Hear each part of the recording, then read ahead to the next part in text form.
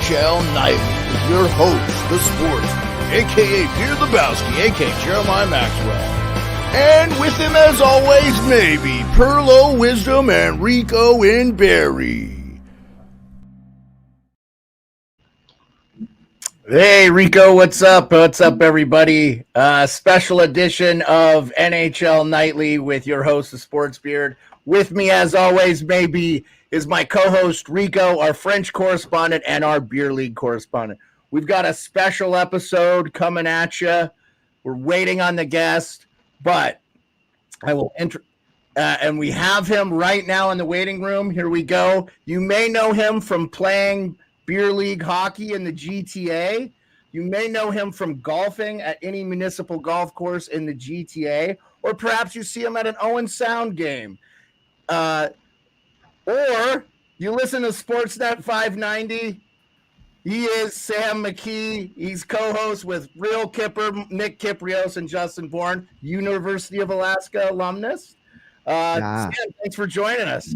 Hey, my pleasure, boys. I sound okay? You sound like you do this for a living. Yeah, you know, I just happen to have all the equipment to do this. So, I'm thrilled to be here. I really appreciate the invite. I'm in the palatial studios of Rogers campus at One Mount Pleasant. So I'm rocking and rolling, boys. What do you want to talk about today?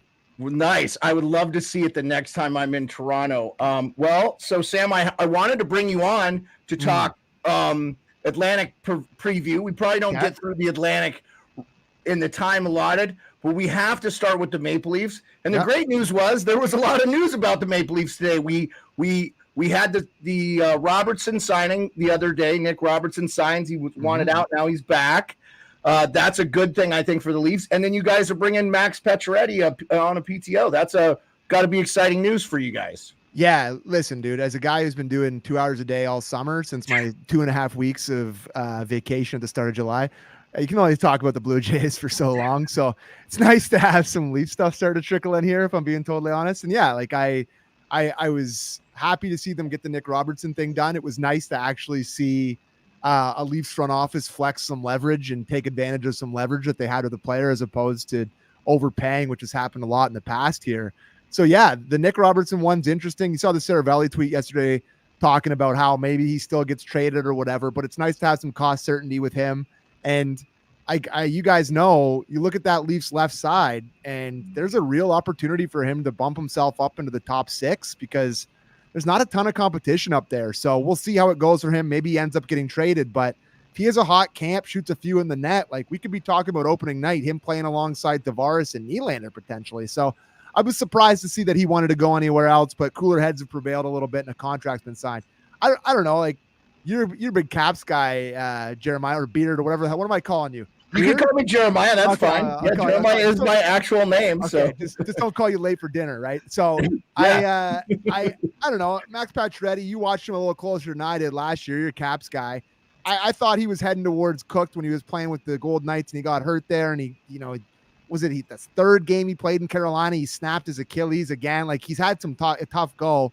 I like to bet on having a guy that, he's had some pedigree, can shoot at the net. He's probably scored over 300 in his career, but man, I don't know. He looks pretty slow now. They're blocking some young guys with a veteran like that. I don't necessarily know if I love that side of it, but you got to have some options, and he's certainly an option. So I don't know. I'm a little more so on the Pacioretty one. Yeah, I mean, I can just from what I saw from him last year was really not much. I saw a guy that didn't feel like he ever got his hockey legs underneath him. Yeah. And was a shell of the player he once was, the guy who wore the C in Montreal. Yeah. Let's talk a little bit about that. As an American, I think it's awesome that the 26th captain of the Maple Leafs is an American hockey player. Yeah.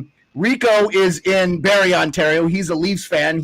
We have the GTA. We have the Ontario represent. He's also our French correspondent and Beer League correspondent. Oh my God! Yeah, a lot of hats, Rico. Yeah, well, he plays Beer League like you. So I wanted to do a formal introduction for you. Hey, our group knows, the people that come and watch our show know him. But what are your thoughts there? I mean, I heard you. I obviously am a listener of your show. I try to listen to Real Kipper and Born as much as I can, especially during the hockey season when I can find it on the internet and it works here in Alaska. I had gotten a lot of the impression that you guys were okay with that move during the season. What are your feelings now that it's happened with Matthews? I think this is a lot of it is I've never been in an NHL room. I don't know. There's a beer league captaincy, but I don't think that matters nearly as much as an NHL captaincy. It's hard to know what the dynamics inside that room are. People can pretend to know what it is, but you're never in there. You don't actually know. But I think from a PR perspective and from a outside perspective, I think the Maple Leafs organization clearly wanted to have Austin Matthews as the captain for a long time here. And, going back to the old, the mooning incident, the little bear bum show there. I don't know how long ago that was. And I think they were probably pretty ready to name him captain then when Tavares came in, and then they ended up going with Tavares, and you know how that's gone. And listen, Tavares has been nothing but, and as Rico knows, as you know, nothing but an absolute consummate professional as the Toronto Maple Leafs captain. But I think there's times where he's been a little too professional, where it's just been so cookie cutter and so it's a learning experience. It's a learning experience when I think this team sometimes has needed their captain to come out and maybe light a little bit of a fire under them, being like, listen, we haven't been good enough in these big games. We need to be better in these big games. We need guys to pull up the bootstraps here a little bit. We need to get it going. And maybe Matthews, I know he's a pretty laid back guy, but maybe he feels a little bit more willing to do that now that he's wearing the C. But from an on ice perspective, I don't think it's going to change a whole lot. And, it doesn't hurt to sell a few C's with 34. The jersey sales definitely played a part in this as well. So there's a lot to it, but I'm happy with him as the captain. I think he's the rightful captain, and I think it's going to be a good season for Matthews wearing the C. Well, I can't take this Toronto Maple Leafs Matthews jersey and to Rogers and have him cut the A off and sew a C on. They don't do that. Willie did that when Willie, remember when Willie changed his number and he was trying to buy back the love of the fan base after a really bad year. I forget what year that was, but he had a really bad year after he didn't sign and he held out. And then the next year he changed to 88 and he's like, well, I'll pay for everybody to get their number changed. So he's trying to buy back some fans. But yeah, I don't know if you can go down to Real Sports here and get the C put on it. That's a good question. I'll inquire on that one for you.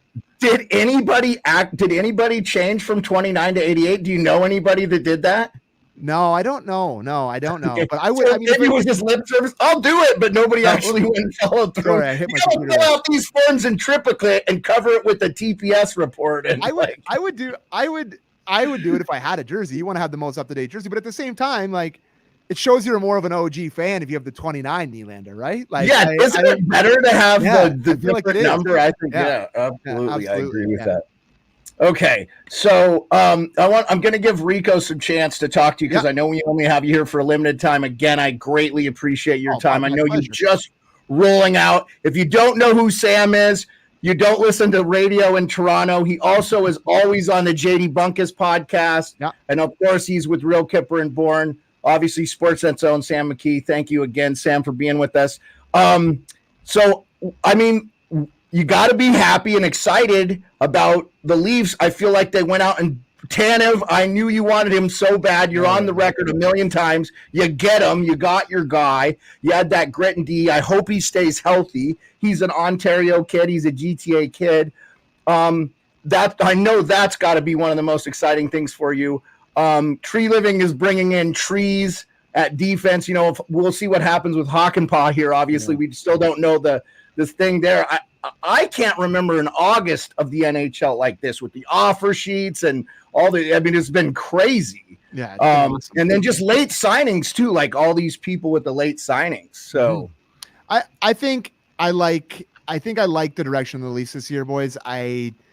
It's hard to be super excited, as you all know, about the regular season for the Leafs.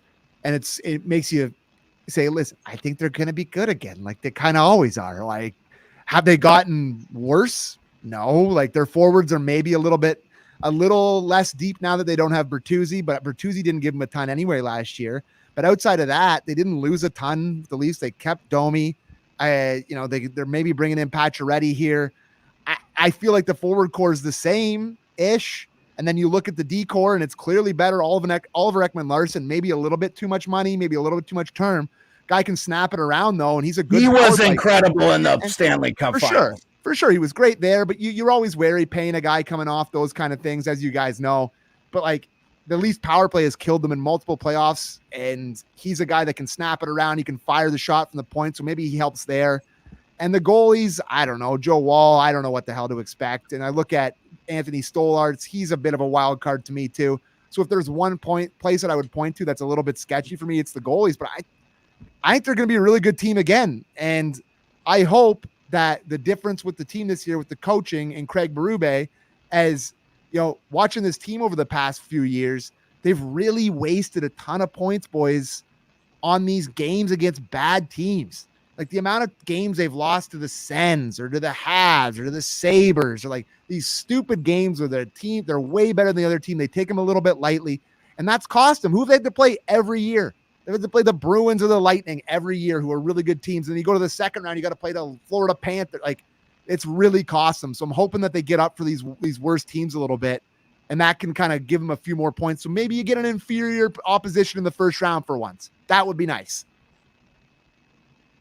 Yeah, no, I think as a hockey fan who loves good hockey, I would love to see the Leafs go on a run. And I felt like a couple of years ago, they had the Tampa Bay up at the ropes and they didn't win that series. And I felt like that was one of maybe the better Leafs teams. Rico, why don't you ask your questions for Sam, and we'll maybe get into a little bit of an Atlantic preview. Yep. Yeah, man, no worries. I don't got a lot of them because I listen to the Fan 590 religiously. So you guys answer all my questions whenever I have them. You guys just drain the Leaf talk all year. God, you're Rico and Barry, bro. Yeah, man. Yes. Yeah. Okay. Yeah, you sure. Yeah, of course. I know you. You've carried me through many a show where I have literally nothing to talk about, and you send something in good, and it gives me something to talk about. So of course I know Rico, man. It's a pleasure to talk to you, dude. Yeah, Love it. Pleasure to talk to you too. Yeah, you guys do an amazing job. So I've always listened. Yeah, man. Like I said, not a whole bunch of questions, but one I did have is Domi stepping up in the playoffs last year. Remember when Matthews and Nylander were out, and he's kind of moving around different positions and stuff. Where do you think Domi fits best in that forward group? Is it on the left side, the right side, or center? How do you see that shaping out, do you think? Awesome question. I think that's probably a lot of the reason they brought him back, Bud, is that he's so versatile, and he's the type of guy that, I don't know if you love him at center on your third line, but you can survive with that, right? Like you're a guy, like, you know, he's not a defensive stalwart. We all know the warts of his game. He's not a guy that's going to win a Selke anytime soon, but he is a great transition player. And when he's playing center, he's skating so much better than he does when he plays on the wing. So I like him at center. But if you're in a pinch and you're kind of going through a stretch of games where you're struggling to score, he showed really well last year that he can play well with Matthews. And there seems to be something about those two guys playing together that they really love each other and they have a real chemistry. And actually, my favorite stretch of hockey Matthews ever had last year was when Marner was out and they went with Bertuzzi and Domi with Matthews playing that more center role where he was more of a facilitator and he had the puck a lot more. And he played great there too with Domi. So I think Domi bringing him back was just the versatility for him and how many different positions he can play on the up front. Good power play guy, although they didn't give him much role. So I'm hoping that one of the things Berube does, Rico, is that maybe split up the units a little bit. Maybe have a bit of internal competition where it's not just the same guys out there for, a minute and a half that's what's always been the problem. There's no urgency. They know they're going to be out there for the whole power play and they don't have any urgency. They're just saucing it around, turning it over, doing this dumb crap that's cost them. So to answer your question, I think we'll see a lot of Domi at center throughout the regular season, but when push comes to shove in the playoffs, I bet you he goes up in the lineup to play a more offensive role. Yeah, makes sense, man. Yeah. Is that all you have, Rico? Other than that, what number is Pacioretty wearing this year? Oh boy, this has been keeping me up at night. This is the biggest question. 67, right? No, he can't, man. He can't. Why? No, he can't. The 67, the memes will write themselves. The last time the Leafs won the cup, Beard. Jeremiah Beard. You can't have. Oh, yeah. I didn't think of that. Oh, my God. Like, Yeah. I didn't think of that. If that's just the number he's worn. Sorry. No, but you're right. But if he signs, he has to get some advice from somebody within the organization. That's like, buddy, you got to change it up. But you can't wear 76. 76 is a horrible number. That's like, I guess PK Subban wore 76, right? But that's the only guy I can think of that wore 76. I was thinking maybe you do 7 + 6, which is 13, but can't wear 13 in Toronto. That one's kind of important. So yeah, exactly. I don't know what he does. You can't go up to 68. That's Jágr. Can't go down to 66. That's Lemieux. Like, maybe just going to be 67 on the Leafs, and it's just a meme waiting to happen. So, by the way, this is not a rule that if you can't wear 66 or 68 on any team other than the Pittsburgh Penguins. I do not like that. I'm sorry. I know they retired 99. There's a reason. I think 66 is completely unwearable. Well, unwearable. To me, like that's an unspoken one. I would not like. I remember what was the kid Josh Hosang got destroyed for doing it, and you're not wrong. And you know who else did it early in their career, and people forget that they did this. I think TJ Brody, like in his first game he ever played, he wore 66 for the Flames. Like I have this weird memory that when he got called up, and he's such a quiet guy, humble guy, and the number they gave him was 66, and he went out there and wore. You can Google that. I may be wrong. I may be brainwormed that, but I feel like but he didn't pick it. That's the team giving him the big number. If you have a big number, you're not going to make the team. Yeah, basically. But not to crush the Leafs psyche about Pacioretty's number, but he is on a PTO. Let's just see if he makes the team. We don't need to like it. I talked to David Pagnotta today on our show. I've seen Saravelli tweeting about it. Feels like it's a bit of a written contract where they're like, it's a PTO until we figure out who the hell is going to be on this roster, and then we're going to sign you to a contract. So I'm pretty sure he's going to be a member of the Toronto Maple Leafs on a 1-year deal, which is fine, low risk, totally low risk or whatever. And if he gets outplayed by your young guys, then great, sort of thing. There's no risk involved here. But yeah, I'm pretty confident that he's going to be a Leaf to start the year.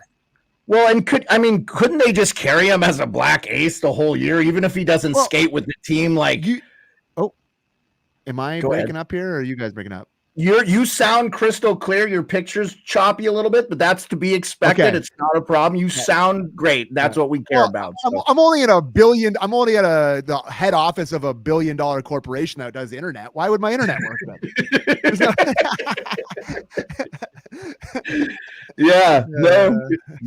It could also be on my end too. It could be StreamYard. It could be anything. So I was right about TJ Brody. He did wear 66. Okay. Wow. Yeah, I don't know, man. I feel like that I understand Jágr Lemieux. My wife's favorite player in the world is Jaromir Jágr. She loves Jágr. Man. Yeah, he's the man. I mean, if you don't like Jágr, you don't like nice things. But bingo. I just wanted to say about Max Domi before we move on to an Atlantic preview. Max Domi feels like he was born to play in Toronto. Obviously, he was born in Toronto, but it's just like I get a warm and fuzzy seeing him play as a fan of his dad and watching his dad. And I remember his dad, like towards the end of his career, was like potting 20 goals and on the same line as Matt Sundin. It was like he got better as he got, as like a hockey player instead of like this, which is amazing.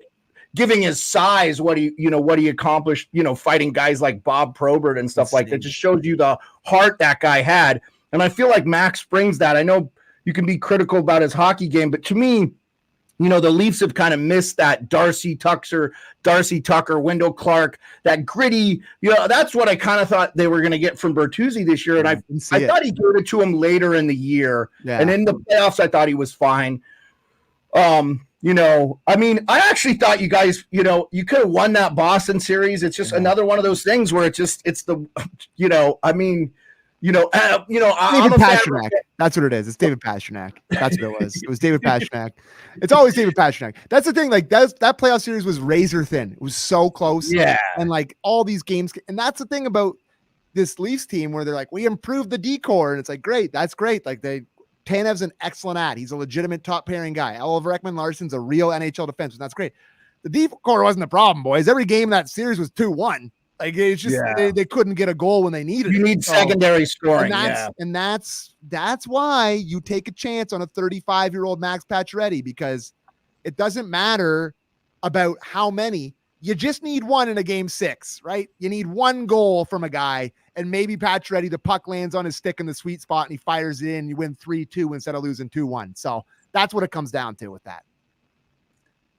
So we only have you for about 15 or so more minutes. I do want to ask you about one more thing about the Leafs before we talk about the Atlantic as a whole and where you feel the Maple Leafs are going to shake out. Mitch Marner, has there ever been a more polarizing player in Toronto Maple Leafs in the NHL? Where do you want to start, brother? Do we have enough time?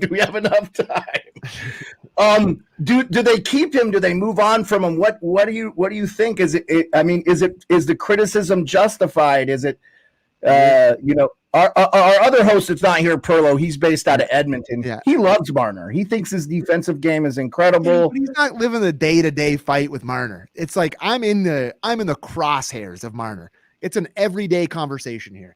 Like not only with my career, but with all my buds, all my buddies I hang out with, I play hockey with, I do everything with. They're all diehard Leaf fans, and the number one conversation is Marner.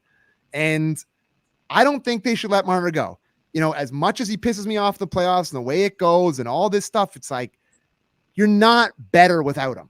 You're just not better without him. And the way that this is played out, you can't trade him because he has a no move, wants to be a Leaf, wants to stay here. The chance to trade him, and I've said this a million times on the radio, you guys both listen to my shows, you'll know what I'm going here, was when Brad Treliving came in at the end of last season, before Mitch Marner's no trade kicked in. That's when they had to do it. You had like a week, and that was your chance. And Brad Treliving was still looking for the kitchenette at Scotiabank Arena. He had no idea. Like, he's not going to make that trade a day into your job. It was impossible. Yeah, you couldn't do it. I don't fault them for it. You couldn't do it. That's just not something that you were able to do at that point. So I think you got to sign him. You got to plug your nose and just do it. And the reception may not be great, but you can't just lose him for nothing, fellas. It's just, he's too good a player. He's too big an asset. It's way too scary to just let him walk out the door. But man, the playoff stuff, his relationship with the media, I see a picture of him with Justin Hall. It's like maybe wearing the shirt, the band. It's like, maybe next time I'll just disappear. Like all this stuff, he seemingly doesn't get it and doesn't get the perception of himself here. But away from all that stuff, dude, he's really good. And you just kind of got to hold on. There's not a whole lot you can do. Yeah, my buddy John Viveras, who you might know, Hot Take Hockey, he said he came and played a hockey game with me once. He played a hockey game once. He was a call up to the Zigzags. Yeah, he has advocated that they missed their chance to trade him like 2 or 3 years ago. They did. Yeah. They did. So now you're stuck and you got to sign him. And they both said they're happy going into the season without a contract. So guess what? He's going to light it up. Not only is he in a contract year, which is always a bit of a motivator, no matter what sport you're talking here, he's also really good. So yeah. Like he's just like, I don't think it's going to matter what happens. He's just going to light it up. He's really good, and he's going to play in all situations like he always does. The funny thing to me was people being like, what's the relationship going to be like with Berube and Marner? Probably pretty good. He's a 100-point winger who plays both ways and kills penalties and plays 22 minutes a night. I don't think Berube is going to have much of a problem with Mitch Marner. I think he's going to love having him on his team. Yeah, I'll say like John's big criticism of Marner is really just in the playoffs. Of course, that's the only thing. Yeah, that's the only thing against him, and it's a big thing because that's when it matters most. But like in the regular season, he's a top 10 player in the league every year. He just is flat out. Yeah. Yeah. I Sam, I feel the angst in you when you talk about this on Real Kipper and Born and stuff. Yeah. When you're like, all that matters is the playoffs. Like you guys are there. You have a great team. You've seen these President's Trophy caliber teams now. Yep. It's like we just need to win, and we need to get to a conference final, get to a second round, get to a God forbid. Let me just one time before I go, let them see win it. Like, could that be a possibility? One of these years, maybe in my life, to see them lift the stupid cup over their head one time. Would that be too much to ask? Yeah. I guess it is a little too much to ask. Well, you know what though? You've heard it from Kipper firsthand, and he's in the famous shot at Madison Square Garden with the fan that has the sign that says, "Now I can die in peace." That will be you, my friend. That 100%. Will be you. I just need one before I go. I need one before I go. That's all I need. I want to see it for Rico. I want to see it for Leafs Nation. I hope we'd see it. I think it'll be one of the best things for hockey. You would see the drunkest guy ever on national television. The next show, like I would not be in good shape, and it would be great. How about you just take the next show off? That'd be the best show ever. Going there, you gotta be there. You gotta be there. Never take that off. That's like literally why I do this. The only reason I do this is to do that show. So that's awesome. That's awesome. Hey man, I respect it. I respect it. I do always tell HTH, John Viveros, I always say, hey man, you know, my life didn't get infinitely better or worse when my team won the Stanley Cup. I'll just tell you, it really doesn't change your life, but I know that it will change a lot of people's lives in Toronto. Yeah. For sure. I honestly, like, that's a huge conversation that I have with my buddies. Is like, what the hell would happen here if it did happen?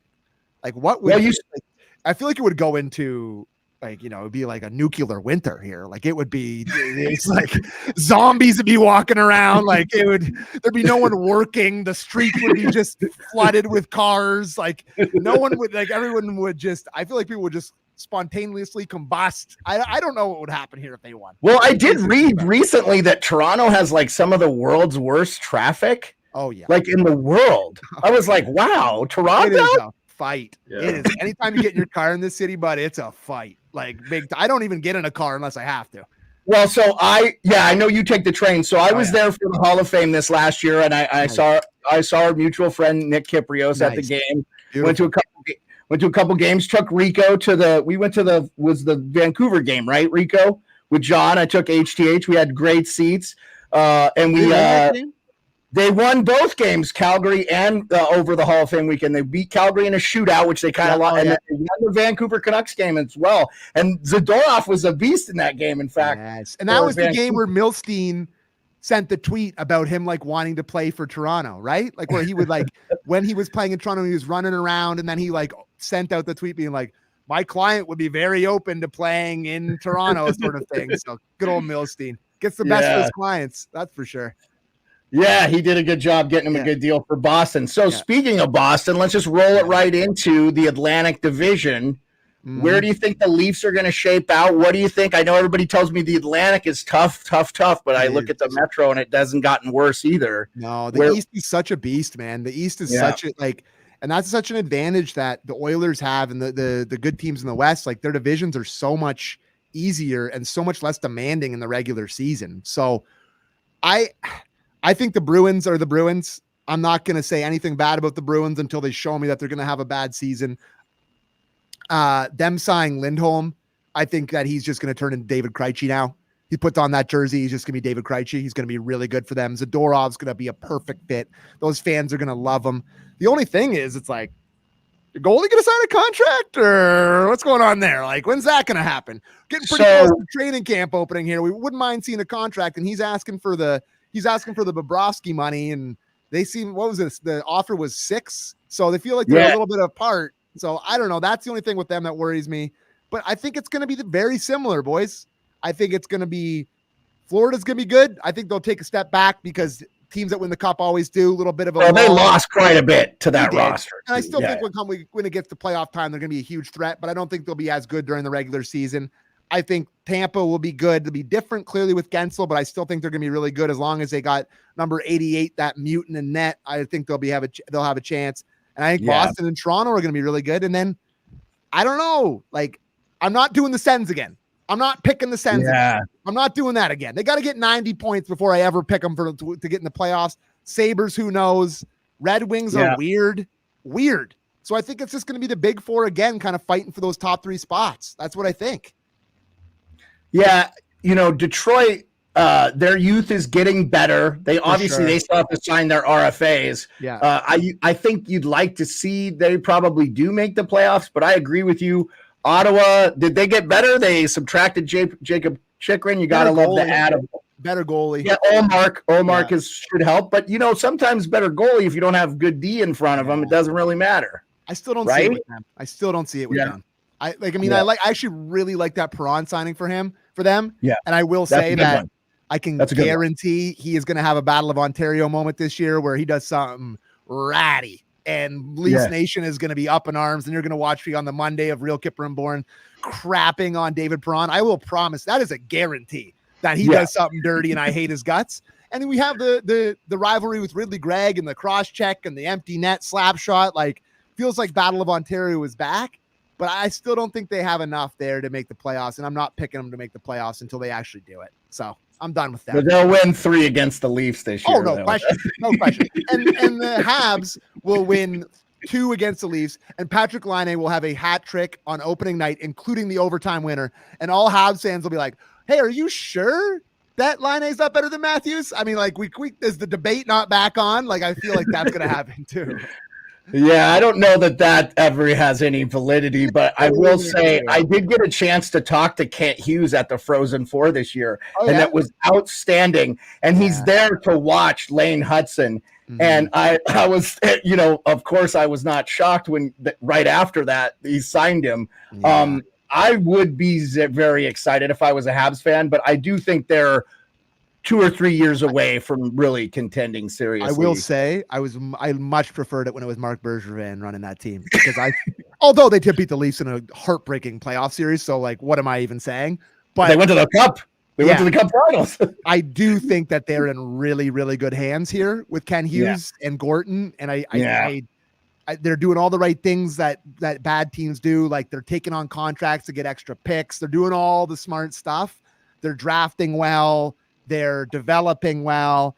I'm saying in 2 years, that's going to be a perennial playoff contender for like 10 years. They're just not ready quite yet, but I feel like they're going to be really, really good in not that distant a future. So I like the Habs future. I do. I hate to say that as a Leaf fan, but I feel like they're headed in the right direction, which I can't really stand.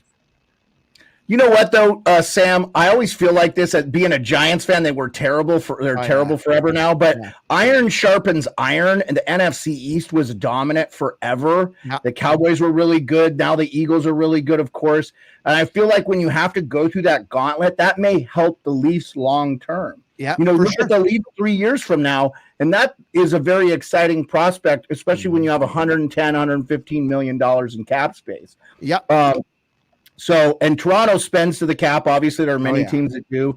And you hope that Tree Living gets to be able to draft and develop. They can't lack scouting and stuff. They've got to have one of the most expensive front offices in the NHL. A lot of cooks in the kitchen in Toronto. A lot of is that a problem? Do you think development staff and cooks and chefs and assistant GMs and all this stuff? Like I think there's too much. I think there's a world where it is too much. Yeah, I do. Okay. Like you look at their their personnel page, and it's 4 pages longer than anybody else. Like they truly think that they can spend their way, because they can't spend to more than the cap, which I've said a million times is the most absurd thing ever. Literally, a bank in Canada literally paid them $1 billion to put their name on the rink, and they can't spend over 80 mil on the team. It's always been the most absurd thing ever to me, but. They spend as much money as they possibly can on the other stuff. And I think, they've become a really good place to play in terms of the way they handle the players and all this stuff. But there's a lot of voices in there. And I think when Dubas left, that kind of was a little bit of a change. And I know Treliving's very inclusive and all that stuff, but it does feel like there's a little bit of a different feeling around the Leafs, although the same guy's still in charge. So maybe not. Maybe not. Before we let you go, I will say this, and I think that players need to die on this hill, the next collective bargaining agreement. I've heard you say this a lot. I do think that the tax thing plays a factor. Now, I do want you to understand, just because a state doesn't have state income tax doesn't mean they still don't pay almost 30% in federal tax too. So so the taxes aren't that big of a it's not. But I do think you've been to Ontario, brother. We just pay exclusively tax. I know. We pay. My whole paycheck comes and it's just like, I have $2 left. Where did it all go? It's just tax. It's gone. No, but I would say, and that's not fair to you guys either. But what I would say is, I think the taxes should not be a part of the salary cap. I think that it should be after tax dollars because, and I'll use a good example. Connor McDavid is probably worth $45 million a year. For sure. He's not making a fraction of that. He's making 12 now. He's not even the highest paid player in the NHL. He's like the third. He's getting paid like a bench player in the NBA. he's a what are you talking about? He's a left-handed reliever for the Dodgers,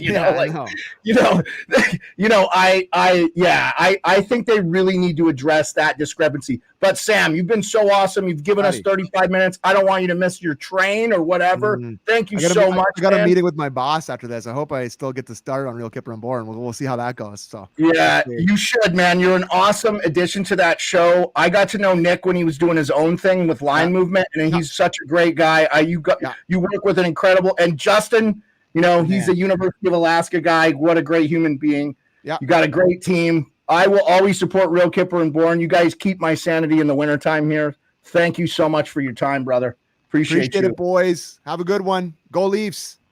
Thanks, Sam. See you, Sam. See you, boys. Okay, that was so awesome. Thanks to Sam McKee. I've got an exciting announcement for you guys, for the fans of this show. Friday, we're going to have the Arm Dog, Colby Armstrong. He will be with us to talk Metro preview and the Pittsburgh Penguins. And we'll talk a little bit. He was at the media day. We'll just see what Colby can give us, because it's going to be exciting. So I'm hoping we have the full complement of everybody, but it's going to be an early episode. It'll be 11 a.m. Eastern. So that's like 7 a.m. my time. I told Colby. Colby was like 10. I was like, that's too early for you. I said, no, Colby, I will work with you, man. Whatever is good. So right after this, I'm getting ready to set that up, and I will send the link to my good guys. I really appreciate everybody coming on for Sam McKee. Sam McKee was great, Rico. How about that? Awesome. Absolutely, man. He's so good. I try to catch him and like JD Bunkus on the internet. It's just harder for me because of all the stuff I have going on in the summer. But I will tune into Kipper and Born like they did a lot of shows into June and stuff. So Nick Kiprios has agreed to come on this show, so we will have Kipper too, but that won't be till the hockey season starts. So I'm really excited. We'll try to get him in a little bit longer format. I so appreciate them and their time. What an outstanding episode. Sam is great, guys. And the thing I love about Sam is he's a fan. Like, he's a fucking diehard Leafs fan. He's there bleeding blue. And you can feel that it's authentic. There's nothing fake about it. Rico, you guys get Rico. You get Rico's rants because he's a real fan. But if you're, fans identify with each other and stuff. So, and I truly mean it, man. I want to see the Leafs win a Stanley Cup. I'm sure you're there too, Rico. You're ready to see one in your lifetime. Yeah, so. Man. I mean, like Sam said, everybody's going to spontaneously combust or whatever. I just feel like all the Leaf fans, because there's Leaf fans coast to coast from Newfoundland to BC. I just feel like the whole country is going to kind of squeeze into Toronto, and then they're going to fit as much fans as they can around the city. And it could be like a 25-kilometer circumference around the Leafs arena of just people that are going to show up for this thing. And it's going to be absolutely nuts. I mean, the Prime Minister will be in on it, everything. I mean, it'll just be unbelievable. Are you guys having elections this year too in Canada? Do you guys? I honestly, I don't know. Somebody knocked on my door a couple days ago for a municipal one. So no, I mean I don't know, man. I don't think so. But okay. Yeah, we are here. Obviously, it's hard to not know, but I don't watch the debates or anything. I don't really care. It's one and the same. But hey, man, I appreciate you coming in during the day, getting on the show with the beautiful background there in Barrie. It's starting to get the leaves are starting to come off the trees here. The air is getting a little nippier. Oh shit! So I hope you didn't hear my.